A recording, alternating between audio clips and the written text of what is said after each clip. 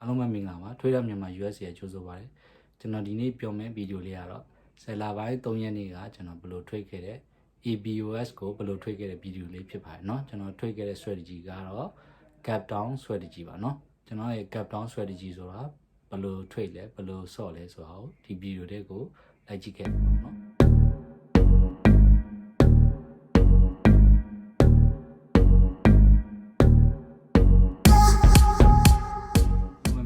မိတ်ဆွေတို့ဒီနေ့ကတော့3ရက်နေ့ကကျွန်တော်ဘယ်လိုဆော့ခဲ့တဲ့ ABOS ကိုဘယ်လိုဆော့ခဲ့တဲ့စာကိုဗီဒီယိုလေးပေါ့နော်အဲ့ဒါလေးတစ်ချက်လိုက်ပြပါနော်ကျွန်တော်တို့ ABOS ကဒါ1 minute charge เนาะဒီအကွက်လေးကဒါ5 minute charge ပေါ့နော်တဘာကို5 minute ဒီကောင်ကဘာတဘာကို1 hour charge ပေါ့နော်ဒီဥစ္စာအတူတူပဲ ABOS ပဲเนาะ ABOS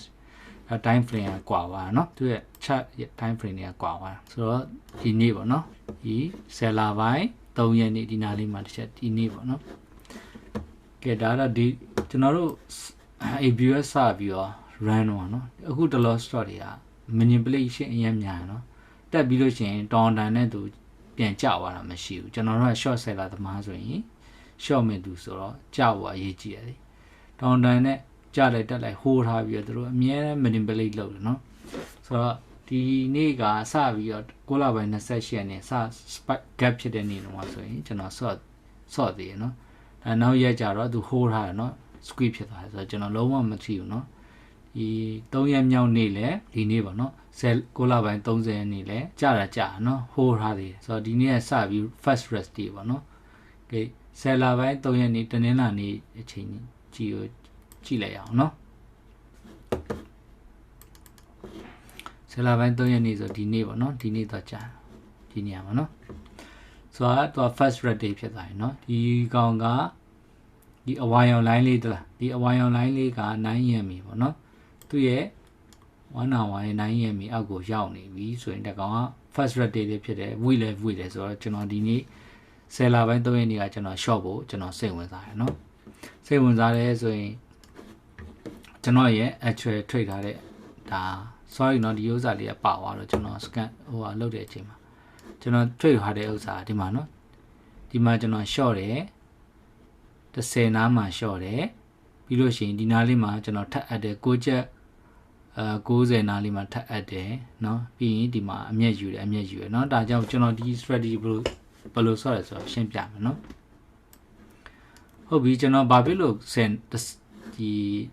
ဒီကောင်ဆက်ဖွင့်ခြင်းမှာတခါလေးကိုထိုးကြပါเนาะ6ချက်90 60 50 40လောက်ထိကြာပါเนาะကျွန်တော်ဒီမှာ short လာမ short ဘူးเนาะကျွန်တော်ပြန် spike ကိုစောင့်ပြီးမှ short တယ်เนาะဒီမှာတလားဒါ5 minute J line လို့ခေါ်တယ်ဒီ J line ရဲ့အောက်ကိုရောက်လို့ရှိရင်ကျွန်တော်စိတ်ဝင်စားတယ် short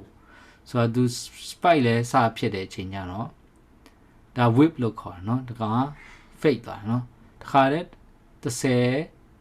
19-20ထိရောက်ပြီချက်ချင်းကိုပြန်ကျသွားတဲ့အချိန်ကျတော့ဒီ5 minute J line အောက်နာမှာရောက်တဲ့အချိန်မှာကျွန်တော်ဒီမှာစ short တယ်တဲ့လားကျွန်တော်အနီအောင်လေးကဒါ short တယ်လို့ခေါ်တယ်နော်short တယ်ဆိုတာမိတ်ဆွေတို့အခုမှကြည့်တဲ့လူတွေကနားမလည်ဘူးဆို short တယ်ဆိုတာကျွန်တော်တို့ stock မှာဈေးနှုန်းအောက်ကိုအကျကိုဆော့တဲ့နေရာကို short လို့ခေါ်တယ်နော်ကျွန်တော်တို့ဈေးနှုန်းမြင့်တဲ့အချိန်မှာ short ပြီးတော့ဈေးနှုန်းကျတဲ့အချိန်မှာပြန်ဝယ်လို့ရှိရင် short ထားတယ်ဆိုရင်ကျွန်တော်တို့ကအမြင်ရရှိရပါတော့เนาะအဲ့ဒါကို short လုပ်တယ်လို့ခေါ်တယ်เนาะကိုမိတ်ဆွေတို့မသိသေးဘူးဆိုရင် Google နေပြီးတော့ရိုက်ကြည့်လိုက်ပါเนาะဆိုရင်ကျွန်တော်ကဒီမှာဟို fake ဖြစ်သွားလို့ဆိုတော့ဒီ 5 minute J line အောင်လေးရောက်ရောဒီနားလေးမှာကျွန်တော်ကစပြီး short လိုက်တယ်30เนาะကျွန်တော် short တဲ့ဝင်လိုက်တယ်ပြီးတော့သူပြန် spike ဖြစ်ပြီးဒီမှာ confirm လုံးဝ down ဖြစ်သွားတယ်เนาะ6ချက်80လောက်ထိကြာသွားတဲ့အချိန်မှာကျွန်တော်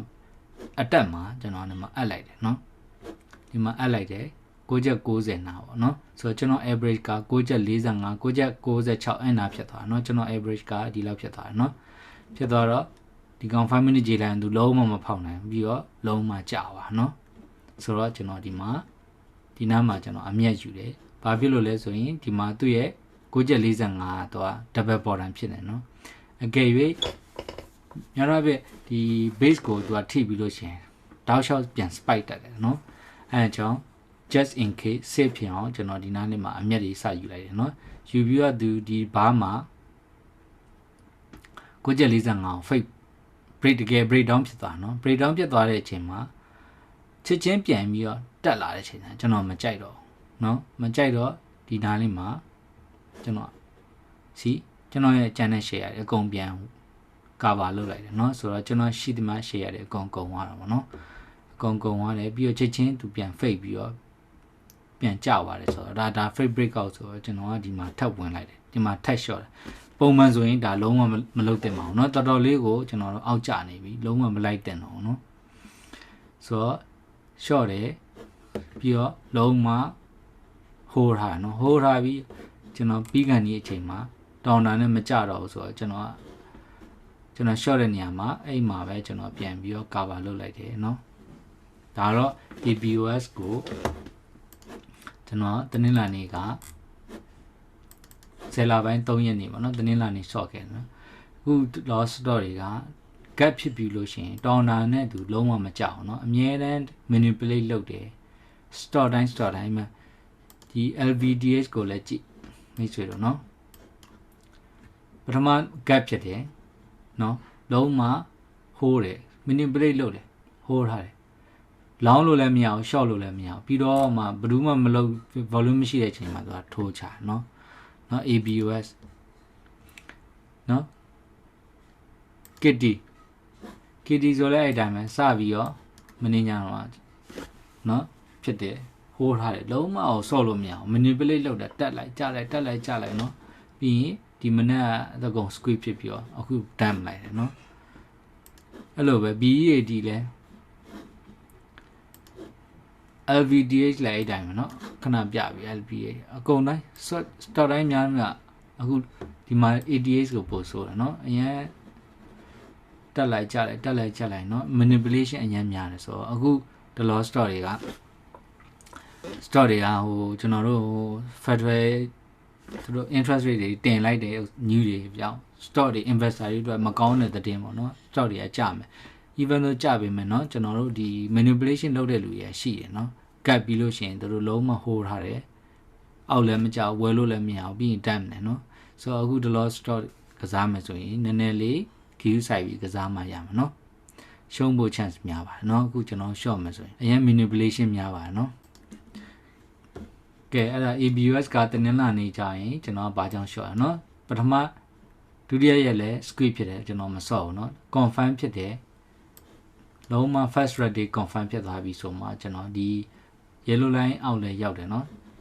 နော်ဒီ5 minute J line မှာလည်းဒီဥစ္စာတွေအလုံး down side ကို confirm ဖြစ်နေတဲ့အတွက်ကြောင့်ဒါကျွန်တော် strategy ကကျွန်တော် short ပါเนาะကဲဒီ5 minute J line အောက်မှာရောက်ပြီဆိုတာနဲ့ short ရမယ်ဆိုတော့အဲ့လိုလည်းမဟုတ်ဘူးเนาะကဲဒီဒုတိယရက်ဆိုရင်မိတ်ဆွေတို့ဘယ်လိုလုပ်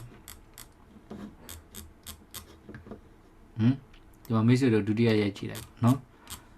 ကဲကျွန်တော်ဒီ5 minute J line အောက်ရောက်တိုင်း short မှာဆိုရင်ဒီမှာလည်း5 minute J line အောက်ရောက်နေเนาะဒီမှာ short မှာကဲ short ဘယ်လိုလုပ်မလဲ squeeze ဖြစ်သွားမှာเนาะမရဘူးเนาะဒါဒုတိယရက်နေ့ဘာဖြစ်လို့မရလဲစီစိမ့်နေလုံးမကိုမညီဘူးเนาะစိမ့်နေဒီမှာ5 minute J line အပေါ်ရောက်သွားရင်เนาะလုံးမဟိုးရတယ်ဒါပြန်ကြတယ်ဒီမှာလုံးမဟိုးရတယ်ဒီမှာဟိုးရတယ်ဒီမှာဟိုးရတယ်နောက်ပိုင်း squeeze ဖြစ်သွားတယ်เนาะကျွန်တော်ကဒီ5 minute J line အောက်ရောက်ပြီးဒီလိုကြပြီးတော့ဒီနာအောက်ရောက်မှာကျွန်တော်ဆော့တာเนาะဒါတတိယနေ့စတုတ္တမြောက်နေ့မှာကျွန်တော်ဆော့တာเนาะဒီ square ကြီးเนาะ5 minute J line အောက်ရောက်တယ်ဒါ confirm ဖြစ်တယ်ခဏတော့ဒုတိယရက်နေ့တော့ဒီ5 minute J line အပေါ်မှာသူဟိုးပြီးတော့ squeeze ဖြစ်သွားတာเนาะဒါကဒီမှာသူ့ရဲ့အောက်ကိုရောက်ပြီးတော့ဒီမှာ short တာเนาะ okay ဒါတော့ကျွန်တော် ABOS ကိုတနင်္လာဘယ်လို short လဲဘာရဲ့ strategy ပေါ့เนาะဒါကျွန်တော်ရဲ့အမှန်actual trade ထားတဲ့ဥစ္စာတွေเนาะကျွန်တော်မှတ်ထားတယ်မှာ30 9.90 average က96လောက်ရှိတယ်ဒီမှာအမျက်ယူတယ်အမျက်ယူဒီမှာပြန် squeeze ဖြစ်တော့မကြိုက်လို့အကုန်ထွက်တယ် fake တယ်ဆိုပြီးတော့ကျွန်တော်ပြန် short တယ်ပုံမှန်ဆိုမ short သင့်ဘူးမကြိုက်တော့ပြီးကန်ဒီမှာအကုန်ထွက်လိုက်တယ်เนาะ okay thank you ပါဒါ ABOS ကိုကျွန်တော်ဘယ်လို short လဲဒါဒီ strategy ကကျွန်တော်တို့ရဲ့ gap down strategy ပေါ့เนาะ okay thank you ပါမိတ်ဆွေ